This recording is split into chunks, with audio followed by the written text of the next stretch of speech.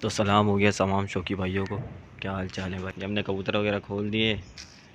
एक जर्द रेसर आया हुआ है, उधर सामने बैठा हुआ है, दिख रहा हो शायद आपको, उधर बैठा हुआ है।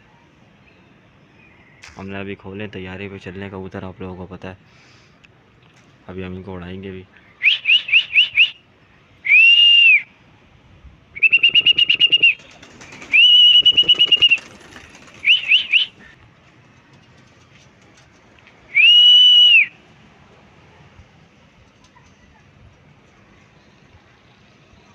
आओ। तो वही अभी इनको फर्स्ट टाइम उड़ाया। अभी इनकी सेटिंग चल रही है, थोड़ी तैयारी पे बिल्कुल ये।